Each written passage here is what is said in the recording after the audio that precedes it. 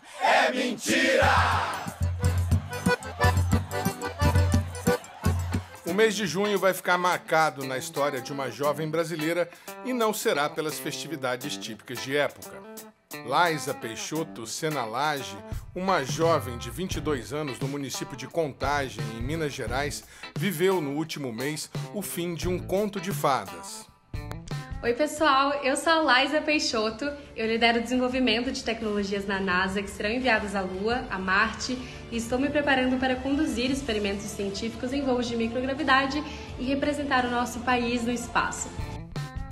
A história dela começou em 2018 como aluna segundo-anista do curso de Física da Universidade Federal de Minas Gerais. Laísa participou de um projeto de ciência cidadã, ajudando a localizar um asteroide, junto com outros estudantes do Brasil e do mundo.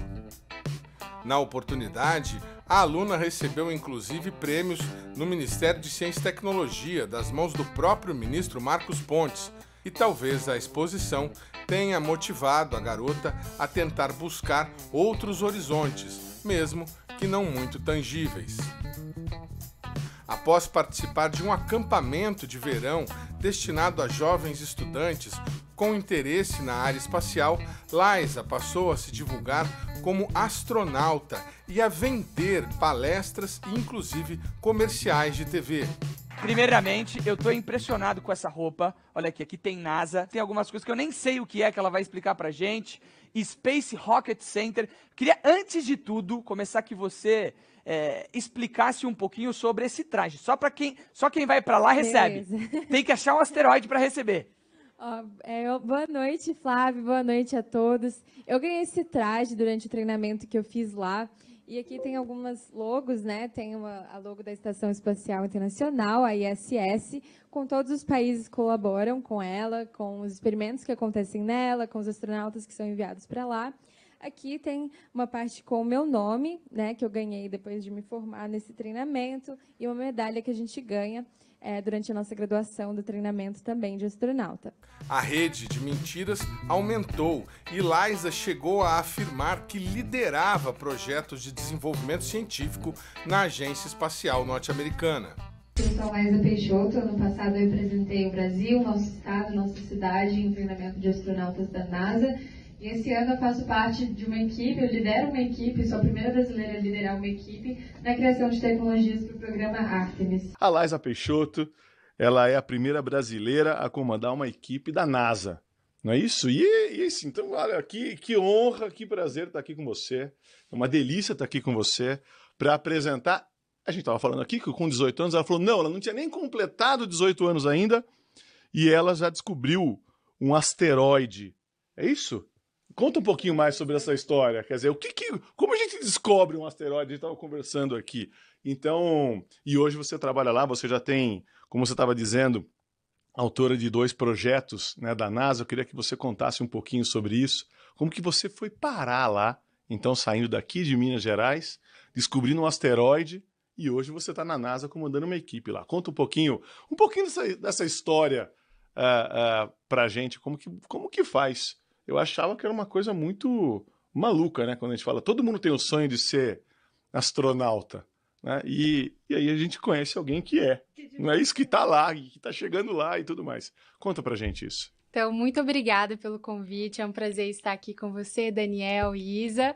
E minha história com o espaço já faz um tempo, assim, que, né, tem gerado essas oportunidades, então já faz muito tempo que eu gosto muito do espaço, apesar que nos últimos anos aconteceram mais coisas, enfim, até chegar à NASA. A história começou a cair por terra, porém, quando ela exagerou demais na dose em seu Instagram, ao afirmar que seria a primeira astronauta brasileira a ir ao espaço na missão da Titan Space, prevista para 2029. Inicialmente, diversos órgãos de imprensa compraram a nova história da menina que já se propagava como astronauta pelo menos desde 2021. O canal especializado Space Orbit e o portal IG, porém, investigaram melhor e descobriram não apenas que Liza não se formou em física pela UFMG, como também jamais cursou qualquer especialização ou outra formação na Universidade de Columbia, em Nova York, como ela afirmava. Por meio de e-mails oficiais, a NASA também negou qualquer vínculo com a jovem, tanto no desenvolvimento de pesquisas quanto na formação de astronautas. A Titan Space confirmou que a jovem foi selecionada para o seu programa, mas o caso é que a empresa disponibiliza um formulário na internet acessível para qualquer um que esteja disposto a pagar pelo voo espacial. A história da falsa astronauta nos mostra, mais uma vez, que é preciso ter parcimônia com notícias e personagens muito espetaculares. E também que o mercado espacial não é para aventureiros, e sim para pesquisadores de verdade. E é em respeito a eles que nós agora vamos mostrar o outro lado da moeda. Você vai ver uma iniciativa da Agência Espacial Brasileira para fomentar o conhecimento espacial entre estudantes do Nordeste do país e conhecer 2 pesquisadores de instituições públicas do Brasil que realmente foram para a NASA. O programa Brasil Consciência é uma realização do SINDCT, o sindicato que representa e apoia o pesquisador do setor espacial brasileiro. Muito bem, amigo do programa Brasil Consciência, a gente volta agora para falar sobre uma iniciativa da Agência Espacial Brasileira na democratização do conhecimento científico e no incentivo a novos pesquisadores no Brasil.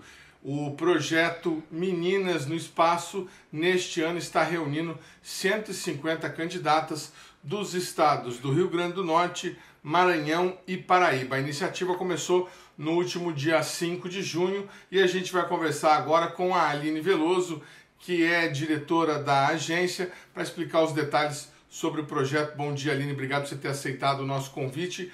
Primeiramente, eu gostaria que você explicasse para o nosso telespectador por que vocês escolheram esses estados, essa região, para adotar essa iniciativa.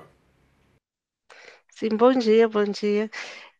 O projeto Meninas no Espaço, ele nasce de uma parceria da Agência Espacial Brasileira com a Universidade Federal do Rio Grande do Norte.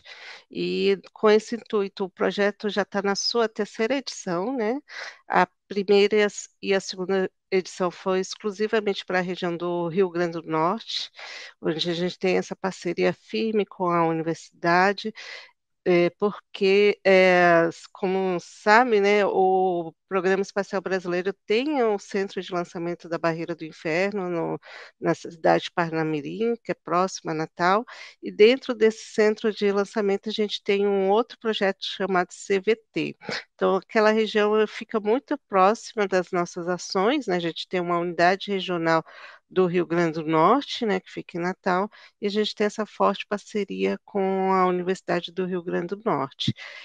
O projeto esse ano ele abriu para mais 2 estados, né, são estados que a gente tem proximidade, né, com regional, e para disseminar esse projeto para esses 2 novos estados, né? A intenção nossa é que, à medida que a gente vai crescendo, a gente vai levando o projeto para todo o Brasil. E como é que funciona essa iniciativa? O que essas meninas aprendem e qual que é a idade das alunas atendidas? São alunos do ensino médio, né?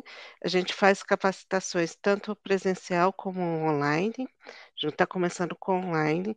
Elas vão ter a capacitação sobre engenharia aeroespacial, engenharia de produção. Tem temas voltados na questão de foguetes, de análise de dados satélites, e o programa Globe, né, que é um outro programa que a gente tem parceria, que é em educação ambiental e coleta de dados por cientista cidadão. Então, elas vão aprender alguns conhecimentos técnicos, vão coletar dados ambientais, vão fazer um projeto de pesquisa com esses dados ambientais que elas coletaram em loco e poderão fazer uma análise com imagens de satélite para entender como está o meio ambiente, a região onde elas estão. O curso começou no último dia 5 de junho, ele vai até quando? E as alunas que participam, elas têm direito a certificado? Sim, sim. O curso são 3 meses de duração. As meninas que participam vão ter o certificado tanto de participação do curso como o desenvolvimento do projeto.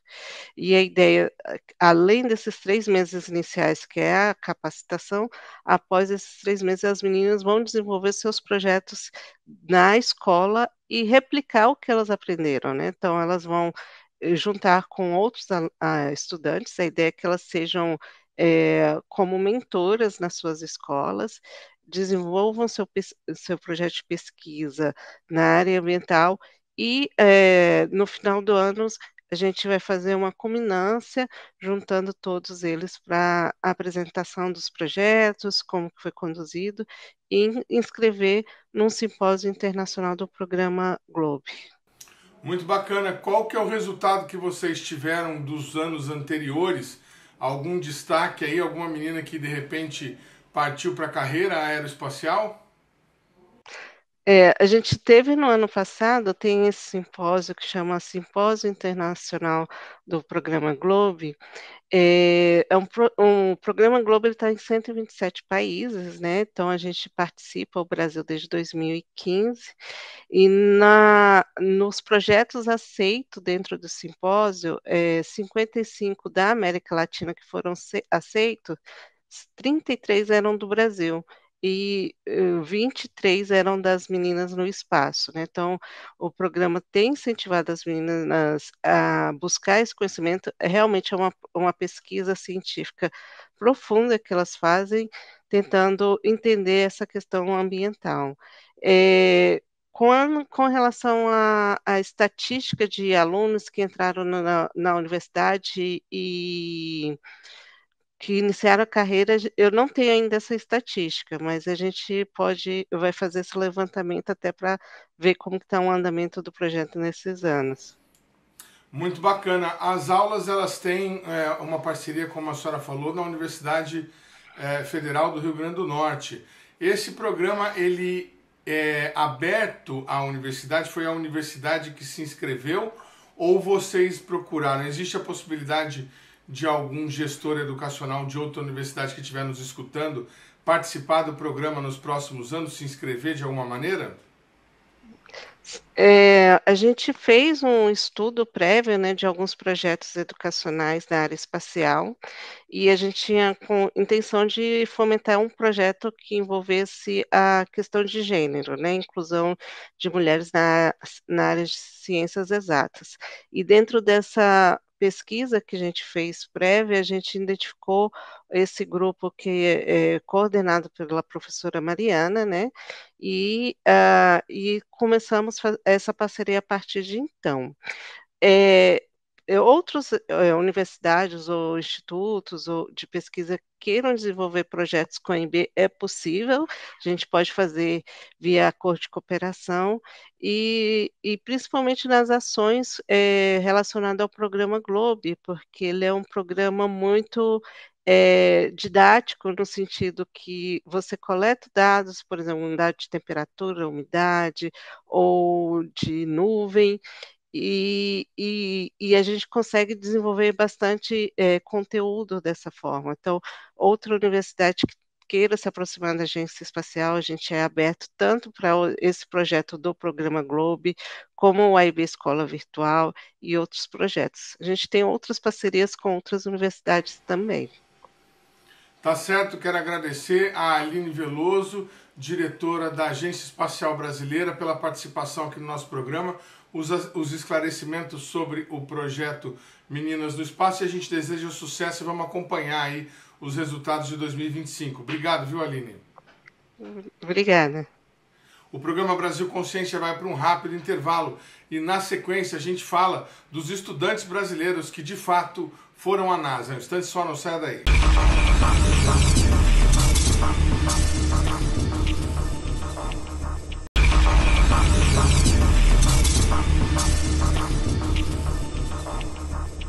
A nossa entrevistada agora é uma doutora em geofísica espacial que trabalha no INPE e que já esteve na NASA por 3 vezes.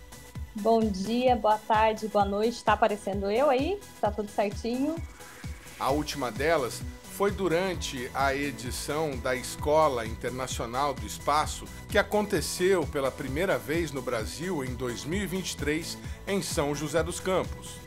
Além de pesquisadora, Cláudia Medeiros também faz trabalho de divulgação científica com um canal próprio na internet, além de participações em outros canais. Ela falou com a gente sobre o trabalho no INPE e sobre a participação nos programas da NASA nessa entrevista. Muito bem, Cláudia. A primeira vez que a gente está voltando depois da sua passagem lá pela NASA. Como é que foi estar lá no centro nervoso da atividade espacial científica mundial? O que você absorveu dessa experiência e como que foi diariamente? O que eles te proporcionaram nessa experiência? Bom, eu tive na NASA 3 vezes, tá? Para vocês aí. Em 2016, depois em 2017 eu fiquei por 6 meses lá até 2018 e depois eu voltei para lá no final de 2018 de novo, né? Então foram 3 fases diferentes, as duas mais curtas eu fui como pesquisadora visitante e uma maior eu fui com doutorado, o meu doutorado mesmo, né, sanduíche. Tá? Bom, em todas as formas eu fui do departamento de heliofísica, onde a gente trabalhava com as questões que envolviam a minha pesquisa, mas também a relação que o INPE tem com a NASA, que é uma relação boa e forte, principalmente na área de satélites. Então a gente usava os dados da Van Allen Probes, que é uma missão da NASA, e rastreávamos também esse satélite. Então foi com essa colaboração assinada entre a EB e a NASA, e que o INPE era um dos executores de uma parte desse projeto, é que eu também fui para lá. Então o INPE fazia esse suporte com relação ao rastreio das missões Van Allen Probes, e ao mesmo tempo os dados científicos obtidos por essa missão eram utilizados aqui pelo Embrace, o Clima Espacial do INPE, aonde eu estava fazendo meu doutorado. Então durante o meu doutorado eu fui para lá também para aprender a trabalhar com esses dados e discutir a parte científica lá dentro. O ambiente da NASA, assim, até aqui fora do INPE aqui, é muito parecido, né? A infraestrutura básica da NASA é muito parecida, óbvio que numa dimensão muito maior. E a diferença maior que eu percebi lá é que o investimento faz muita diferença. Então a gente tem grupos muito maiores, com mais pessoas trabalhando em áreas diversas, tá? Então o acesso a essas pessoas é muito facilitado quando você está lá dentro, você tem portas abertas na sala dessas pessoas, você consegue participar dessas interações. E existe também um rigor científico bem grande quando a gente vai trabalhar lá, então você precisa fazer todo um treinamento antes de entrar, com relação à conduta interna dentro da instituição, divulgação até mesmo do que você faz lá dentro, mas nada que te restringe de falar a verdade sobre ciência, apenas com relação a respeito às relações internas lá, as pessoas, né? Aqui no INPE você trabalha na área de controle e rastreio de satélites, e você também colaborou na sua pesquisa com o pessoal lá do Embrace. Explica pra gente um pouquinho como é que é o seu trabalho aqui na instituição. Eu sou funcionária do Centro de Controle e Rastreio de Satélites, trabalho aqui no Centro de Operação no INPE, em São José dos Campos, mas durante esse tempo em que eu trabalho, eu também fiz o meu doutorado. E o meu doutorado foi no clima espacial. Então, como ele foi no clima espacial, que, para quem não conhece, é um departamento aqui do lado até do Centro de Controle e Rastreio, que trabalha com a influência do Sol no ambiente próximo aqui, que é onde os satélites estão. Então, eu trabalhei nesse meio de caminho aí, né? Então, como a gente tem assinado esse acordo com a NASA e a gente ia rastrear as missões Van Allen Probes, então, além do meu trabalho estar conectado com essa atividade da NASA, ainda tinha a minha pesquisa, que era usar esses dados dessas missões para desenvolver o meu doutorado. Então são essas duas partes que se conectaram, tanto o meu trabalho quanto a minha pesquisa. O que é melhor, ser funcionária do controle e rastreio de satélite, ficar fazendo conta de onde eles vão passar, ou pesquisar sobre explosões solares? Bom, como eu escolhi fazer o doutorado em clima espacial, você deve saber que, para mim, eu gosto bastante da área de pesquisa pela diversidade de situações. Mas eu confesso que trabalhar no Centro de Controle e Rastreio também é bem interessante, porque cada dia é um desafio diferente. Muito bacana. Com relação à NASA, essa última oportunidade que a gente acompanhou, na Escola do Espaço, você foi para lá para fazer uma espécie de um curso intensivo, algo como que seria aqui no Brasil, uma especialização, um MBA, algo assim? Pode ser classificado assim? É a escola itinerante, né, que seria a Escola Internacional do Espaço, que sai e vai, dentro da Universidade do Espaço, da ESU, você tem a universidade lá em Estrasburgo, na França, que tem o mestrado profissional para a área espacial. Esse mestrado profissional para a área espacial, ele tem esse movimento itinerante porque ele faz parte da idealização dos fundadores, que seria ser internacional, interdisciplinar e intercultural.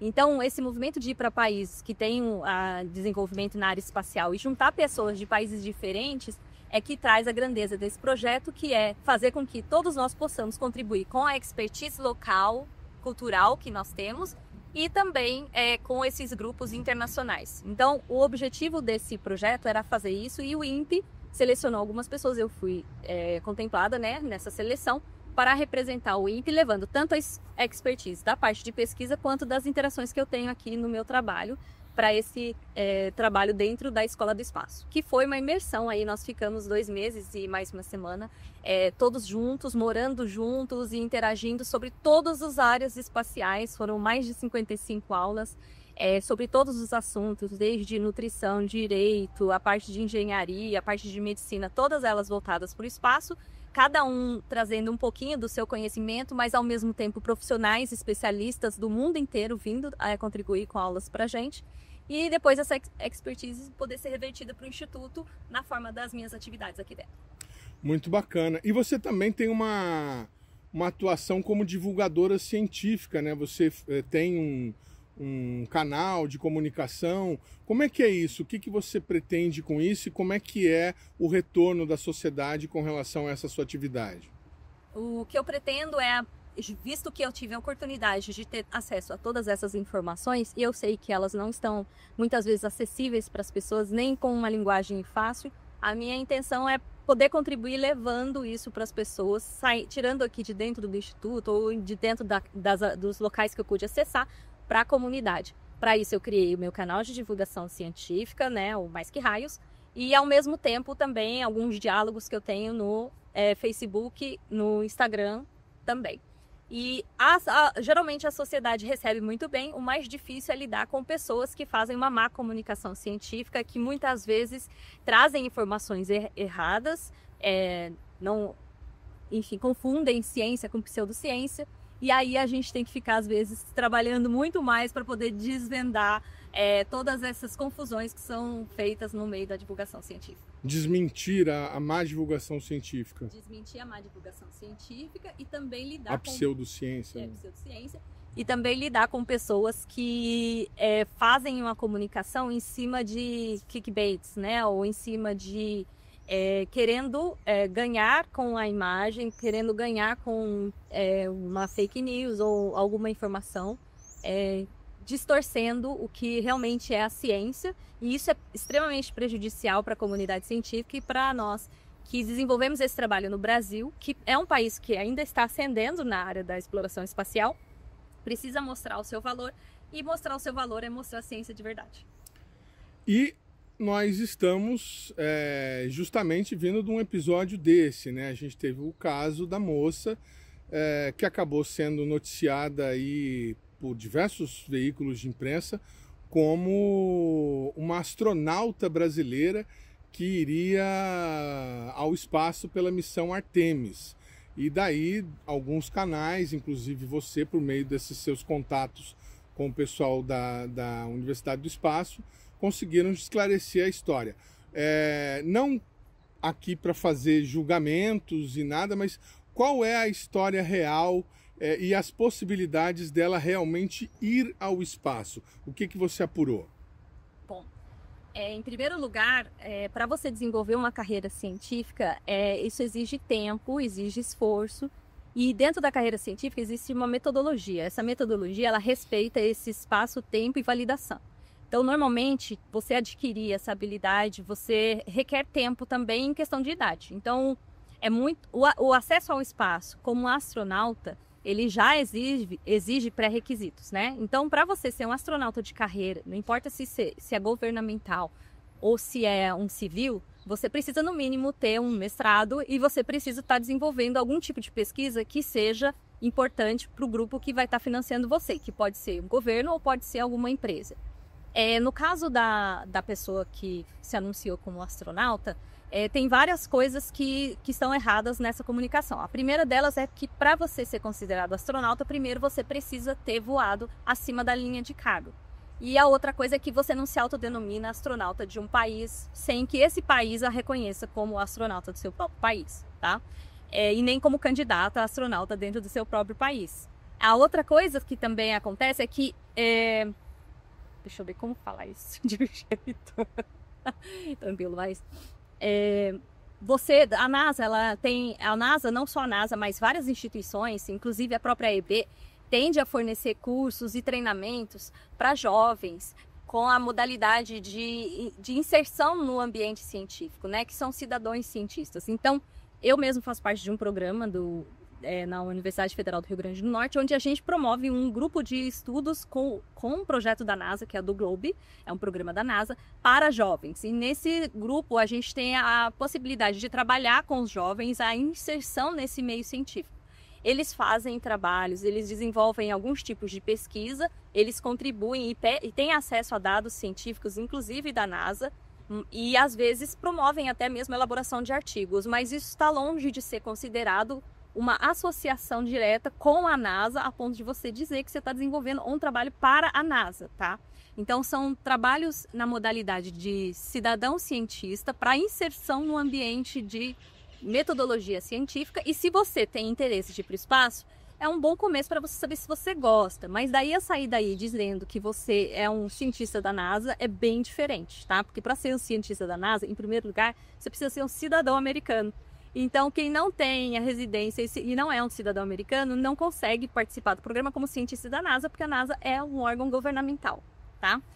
Então, se você for agora, se você deseja ser um astronauta, se for um astronauta comercial, que é aquele em que a própria empresa paga para você ir, que talvez seja a modalidade que a pessoa acredita que ela vá para o espaço, você ainda assim precisa passar por algumas etapas.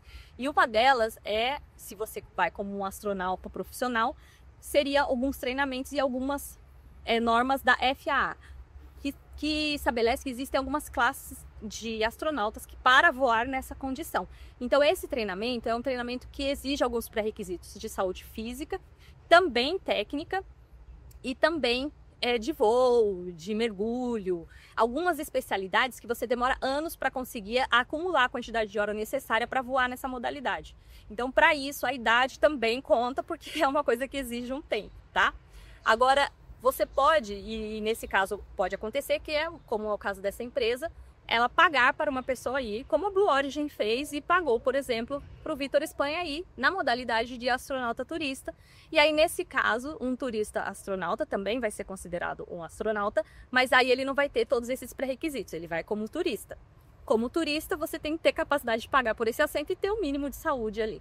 O que mais me preocupa nessa comunicação todas foi que nessas interações que eu tive com as pessoas de fora do país a respeito desse caso, é o fato de que a Titans Space está promovendo o desenvolvimento de uma tecnologia de aeronave que ainda não existe e que já foi tentada no passado e que não obteve sucesso. Então, de acordo com o desenvolvimento e a maturidade tecnológica de projetos espaciais, existe uma cadeia enorme de processos que precisam acontecer antes de você dizer que sua espaçonave está pronta para ir para o espaço. E visto que a espaçonave que eles estão prometendo é tipo um avião bem diferente do que a gente tem na modalidade de hoje, a maturidade tecnológica para que esse projeto chegue não deve acontecer antes de 2033, por exemplo, né? Porque apesar deles terem desenvolvido o desenho técnico desse modelo de avião que está até disponível na internet e de ter universidades trabalhando para fazer esse processo ser validado, ainda está muito longe de ser um projeto que possa colocar seres humanos e ir para o espaço. Então, ainda que a empresa possa estar trabalhando nessa direção de desenvolver esse projeto e que a capacidade de captação financeira seja alta a ponto de conseguir ter dinheiro suficiente para sustentar a elaboração desse projeto ao longo do tempo, no espaço de tempo que tem, curto, que foi prometido, é impossível. E, ao mesmo tempo, é inviável, visto que não existe nenhuma validação ainda do modelo de aeronave que eles estão propondo, tá?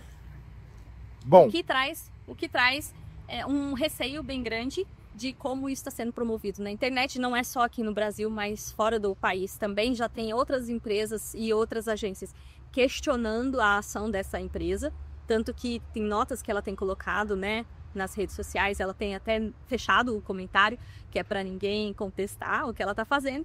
E nessa discussão é muito difícil quando a gente tem pessoas prometendo coisas que ainda não temos capacidade de oferecer. Significa que para sempre a gente nunca vai conseguir?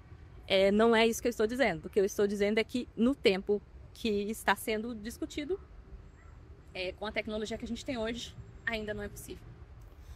bom, mas sendo uma mulher doutora e que mora no Brasil, o que você diria para pessoas, para mulheres e para meninos também, que têm interesse em entrar nessa área?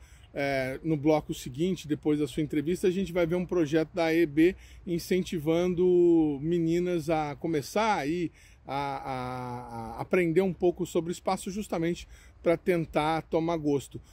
É possível trabalhar com espaço no Brasil, um país que não tem sequer foguete de acesso ao espaço, quanto mais veículos espaciais capazes de levar seres humanos ao espaço? Eu acredito que sim, eu sou entusiasta da área espacial. Eu acredito que o Brasil tem um potencial grande que pode vir a emergir aí nos próximos anos. Com um incentivo adequado, a gente pode sim. Mas trabalhar no espaço não necessariamente precisa você ser um astronauta. Você pode trabalhar com relação ao espaço aqui da Terra, e isso o Brasil já faz. Então, todos esses trabalhos que nós desenvolvemos aqui, o Brasil, o próprio Centro de Controle e Rastreio de Trabalho, ajuda em missões, por exemplo, a Índia, como quando foi colocar a missão dela na Lua, ou até mesmo outras missões espaciais de observação de vários fenômenos no espaço. O INPE já tem contribuído e temos profissionais aqui dentro trabalhando com isso. Agora, se você quer ser um astronauta, e aí exige um trabalho um pouco maior, principalmente porque ainda não existe esse canal entre a Agência Espacial Brasileira e a formação de astronauta. Mas, lembrando que você ainda pode ser um astronauta comercial. E para ser um astronauta comercial, então você vai precisar passar por essas etapas que a gente conversou antes.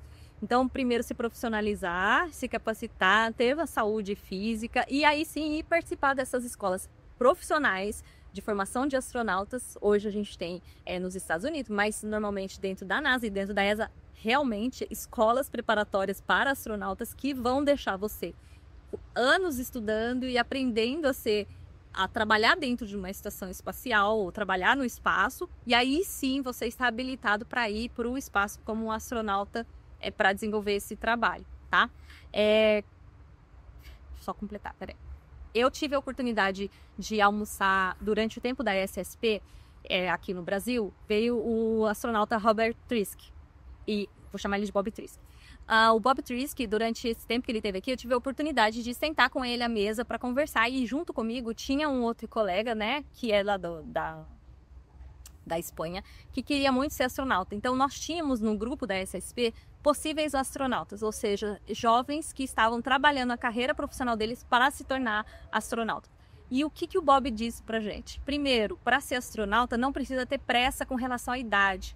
A idade adequada normalmente acima dos 30 anos. Então, você tem tempo para desenvolver a sua habilidade profissional primeiro, inclusive maturidade para você ter relações pessoais adequadas para um voo espacial, que requer que você tenha capacidade de interagir com outras pessoas num ambiente fechado e restrito, e que nesse tempo é muito ideal que você se forme, obtenha a capacidade profissional em mais de uma área. Então, uma das coisas que ele fala é sempre tentar conectar áreas de STEM com áreas onde a gente trabalhe mesmo com o público. Então, a gente tinha dentro desse grupo uma moça que era médica e ela ia fazer engenharia para conectar essas duas áreas.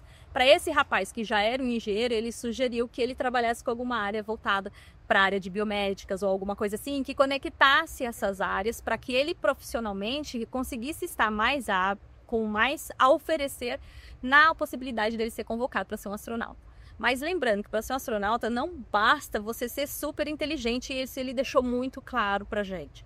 O mais importante é você ter capacidade de trabalhar em equipe e você conseguir lidar bem com dificuldades.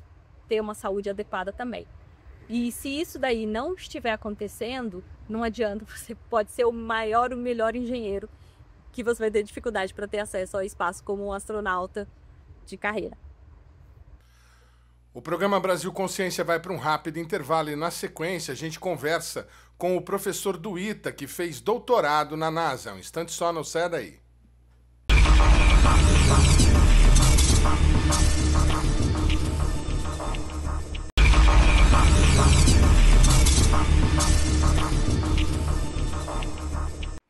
Muito bem, amigo do programa Brasil Consciência. Agora a gente vai falar com outro pesquisador brasileiro que, de fato, esteve na NASA, não por convite, não por indicação, não por ser turista, mas com base, né, e por mérito nos seus estudos. A gente vai conversar com o engenheiro aeronáutico Bruno Henrique Matos. Ele é itiano da turma formada em 2014 e esteve na NASA como parte do trabalho de doutorado dele e também fazendo um curso de especialização. Boa tarde, Bruno. Obrigado por você ter aceitado o nosso convite. E eu gostaria primeiro que você se apresentasse aí para o nosso telespectador. Você, como eu disse, se formou no ITA em 2014 e tem atuação no Instituto atualmente, é isso? Exato. Boa tarde, Edmo. Muito obrigado pelo convite. Exatamente, eu me formei em engenharia aeronáutica no ITA em 2014, mas migrei para a área de espaço, tive algumas experiências profissionais trabalhando com satélites no Brasil e depois eu tive a oportunidade de ir para o doutorado fora. Muito bacana. Como é que é hoje a sua atividade? O que você executa dentro dentro do DCTA, no conjunto de institutos que compõem o Instituto? Isso, dentro do DCTA, né, a gente tem o ITA, o Instituto de Tecnologia Aeronáutica, que ele é focado na formação de recursos humanos, né, especializada nas mais diversas engenharias, né. Dentro do ITA, a gente tem um centro de competência de desenvolvimento de satélites, que é o CEI, Centro Espacial ITA. Então, hoje eu sou um instrutor lá do CEI e tento colaborar para o desenvolvimento dos projetos em andamento. Muito bacana. Entre os projetos em andamento, para você que acompanha o nosso programa, a gente já falou sobre esse centro do ITA de construção de satélites, está o satélite Selenita, que faz parte aí da cooperação brasileira com a missão Artemis, e também o ITASAT. Bom, Bruno, me diz uma coisa, como é que foi esse seu doutorado? O Bruno foi graduado em engenharia, como ele falou, e foi direto para o doutoramento lá nos Estados Unidos. Conta pra gente como é que foi essa experiência, Bruno. Não, exato, foi uma experiência assim, incrível, foi uma oportunidade única que eu recebi, e vou ser grato eternamente aí por ter tido essa oportunidade de ir para lá, né? Fiquei 4 anos na Universidade Estadual de Utah. Para quem não conhece, a USU ela é famosa, né, nessa área de pequenos satélites. A faculdade onde eu fiquei, que fica em Logan, uma cidade pequena, próxima da capital, Salt Lake City, é onde acontece anualmente a Conferência de Pequenos Satélites, a Small Sat Conference, que é uma conferência que reúne mais de 2.000 pessoas dos Estados Unidos, da Europa, que trabalham com pequenos satélites. Então eu fui para lá para fazer um doutorado em tecnologia, em desenvolvimento de tecnologias para small sats, né, para pequenos satélites.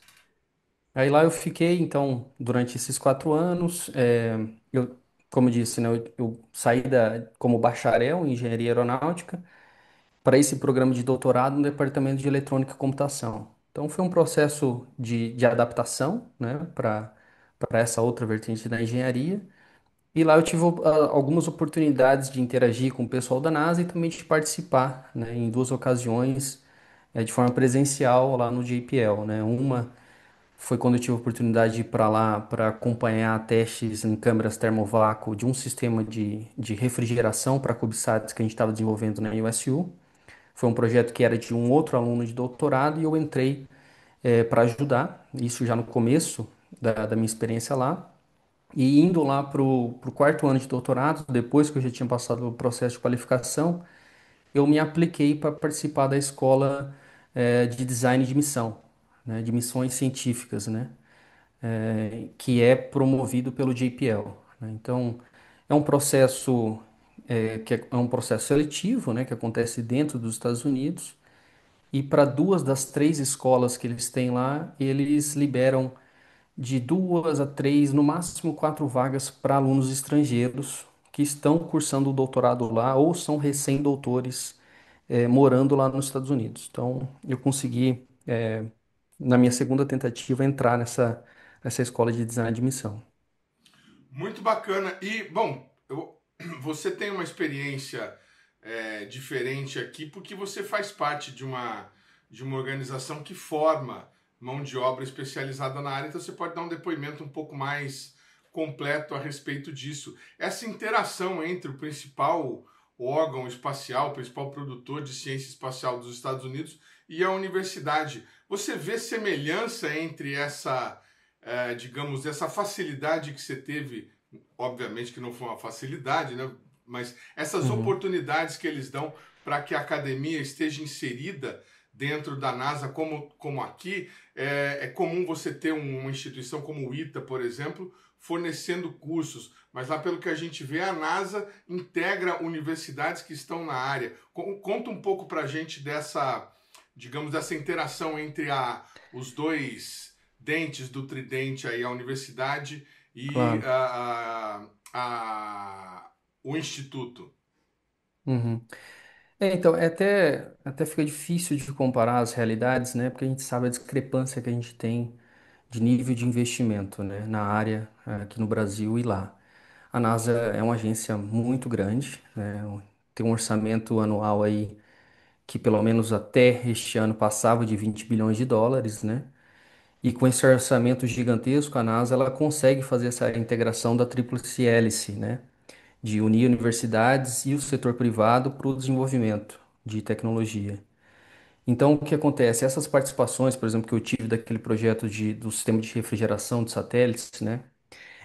Foi um projeto onde a NASA, com meio de um edital, né, por meio de grant, a NASA, por ter esse volume muito maior de investimento, ela consegue oferecer grants, né, para as universidades e para as indústrias, para os pequenos, até as pequenas, a pequena indústria, né, de pequenos satélites. Então, eles conseguem integrar muito mais universidades, setor privado e as agências, os laboratórios da NASA. Eu acho que a gente vê muito mais lá do que aqui. Aqui é algo que está aumentando, né? A gente felizmente vê aí o aporte que está tendo por meio do FNDCT, né? Que é esse fundo extremamente importante que está ajudando a financiar o desenvolvimento aí de alguns projetos, eu acho que estratégicos, mas ainda é incipiente, né? E a gente talvez tenha que tentar manter esse ritmo e aumentar os aportes, né? Porque a área espacial é uma área que exige muita alocação de capital e os países que conseguem de fato desenvolver e fazer esse ecossistema funcionar, né, de forma coesa, são os países que estão dispostos a gastar um volume grande de dinheiro, né, nessa área. Eu acho que Quando você no esteve por Brasil a lá, gente tinha precisa outro colega firmar. brasileiro? Tinha mais um colega do ITA também que estava fazendo um doutorado sanduíche, né? Ele estava fazendo lá 2 anos na USU e agora ele retornou para concluir no ITA. Depois que eu fui para a USU fechou uma parceria de doutorado com o ITA e agora eles oferecem então o duplo diploma, né? Para fazer até mesmo intercâmbio entre alunos dos Estados Unidos e daqui do ITA. Poxa, que notícia maravilhosa. Então quer dizer que tem essa porta aberta para iteanos agora poder fazer na USU. Iteanos exclusivos do ITA de São José ou também esses cursos lá que estão sendo oferecidos no ITA do Ceará poderiam participar? Não, eu acredito que vai se estender, inclusive, para o ITA do Ceará, principalmente para os alunos de pós-graduação, né? Ou os alunos que estão saindo da graduação e querem já entrar num programa de doutorado, eu acho que vai ter essa possibilidade, né? Um dos meios que a gente vê é o aluno do ITA, da pós-graduação, nos procurar lá no Centro Espacial ITA, para a gente conseguir realmente amarrar, né, e conseguir entender qual que é a área de pesquisa, tentar achar um orientador na USU que tenha interesse, né, para a gente conseguir fazer esse intercâmbio.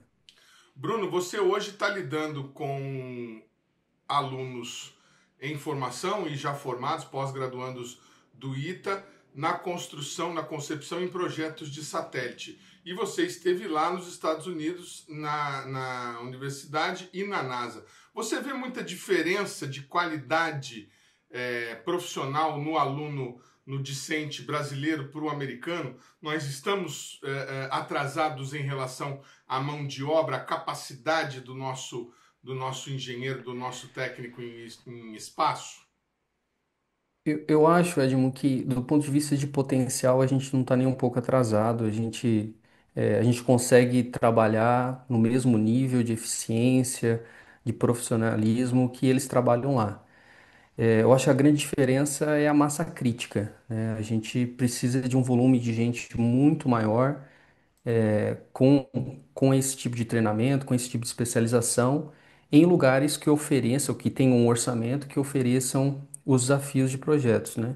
A minha percepção é que em questão de potencial e questão de qualidade, principalmente dos alunos que saem aqui do ITA e de outras instituições de qualidade do Brasil, quando vão para lá, não tem muita dificuldade não de acompanhar o pessoal e de agregar para os times de lá. Isso, assim, foi algo muito satisfatório da minha parte, porque a gente sabe que quando a gente está aqui, a gente olha para a NASA, olha para o pessoal lá e às vezes a gente olha como se fosse olhando de baixo para cima, né? Mas quando a gente vai lá e interage com o grupo técnico e participa desses projetos, a gente vê que a nossa competência é semelhante. O que nos falta, como eu falei, é ter massa crítica, né? Ter volume de pessoas trabalhando na área, né?